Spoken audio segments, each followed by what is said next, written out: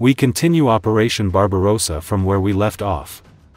If you like this kind of content, don't forget to subscribe to our channel and share your comments.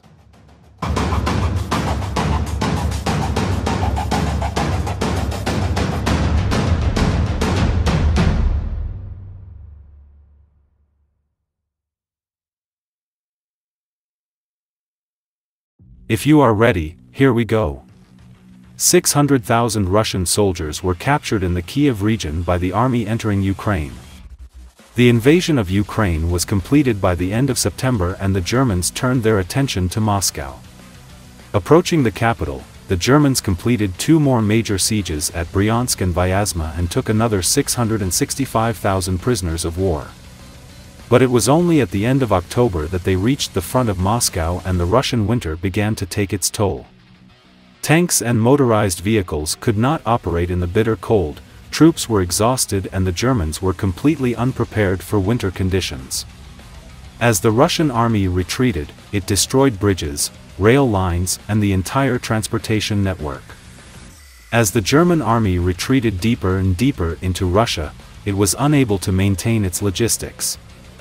The German offensive on Moscow in November and December was fruitless due to bad weather conditions.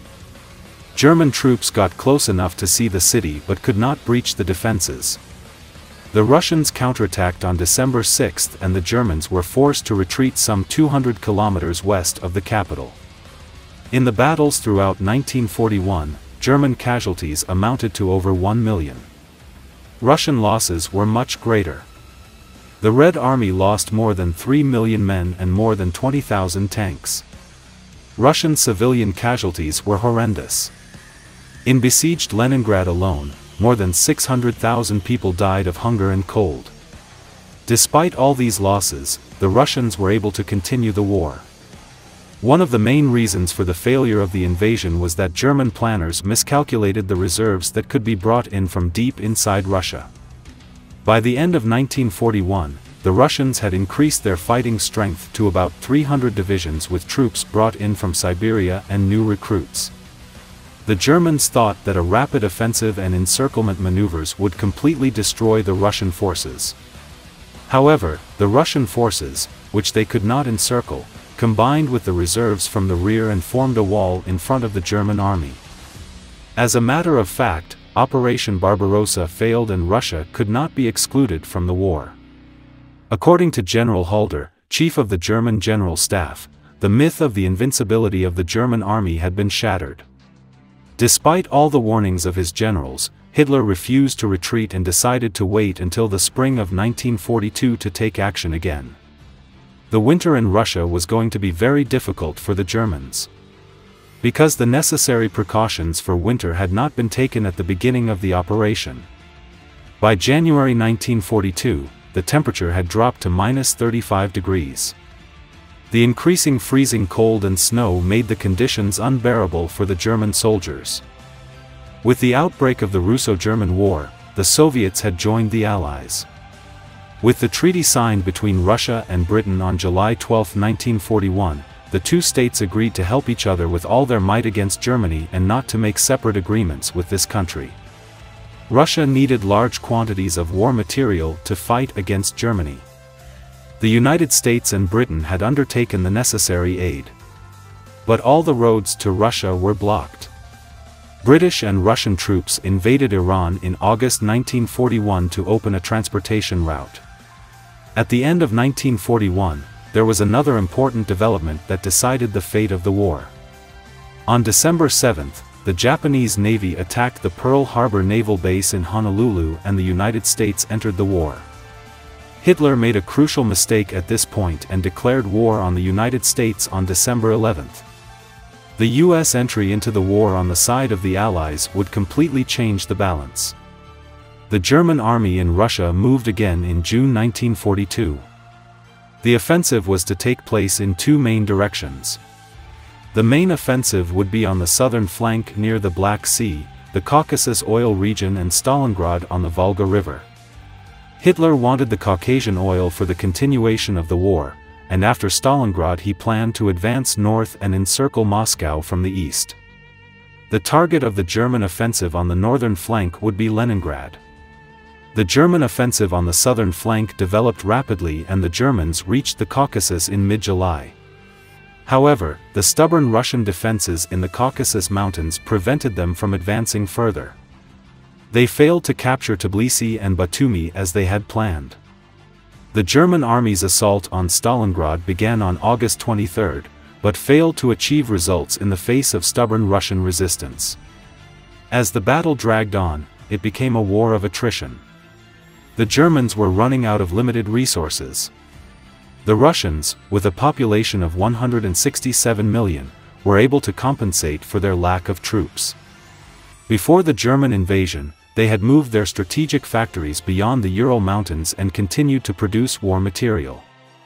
In 1942, Germany's annual aircraft production was around 15,000 and tank production around 9,000. The Soviets produced 24,000 airplanes and 25,000 tanks that year. The German generals wanted to end the Battle of Stalingrad and retreat. Hitler did not agree. The battle turned into street fighting on the outskirts of the city and in the factory district. The Russian counteroffensive at Stalingrad began on November 19. In a swift maneuver, the Red Army encircled the German Fifth Army in the city.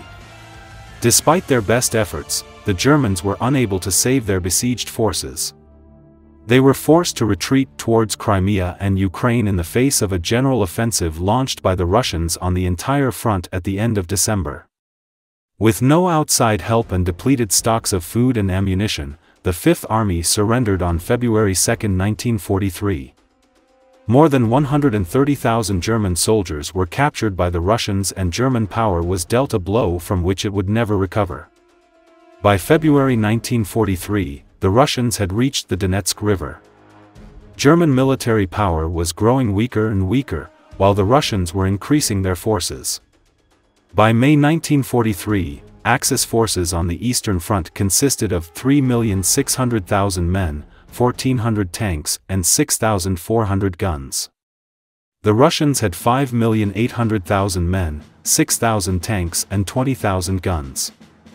Nevertheless, Hitler could not accept a retreat in the face of the Red Army and, despite warnings from his generals, planned a new offensive. The German offensive in the Kursk area began on July 5. In the Battle of Kursk, the largest tank battle in history, the Germans were defeated. The Russians counterattacked and by the end of the year drove the German army west of the Dnieper River and captured Kiev.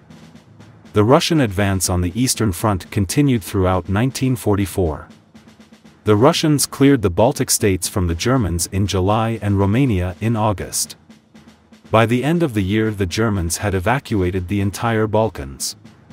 The Russians entered German territory in early 1945. Advancing from the west, the Allies crossed the Rhine in March and began their invasion of Germany. The last efforts of the Germans to resist failed and the Soviet army reached Berlin in April. Hitler committed suicide in his Berlin bunker on April 30, 1945. The war in Europe ended with the unconditional surrender of Italy on April 29 and Germany on May 7. This legendary campaign was an operation of unprecedented scale. The stubborn attitude of the Germans and the planned opposition of the Russians made this operation even more legendary. What do you think about Operation Barbarossa?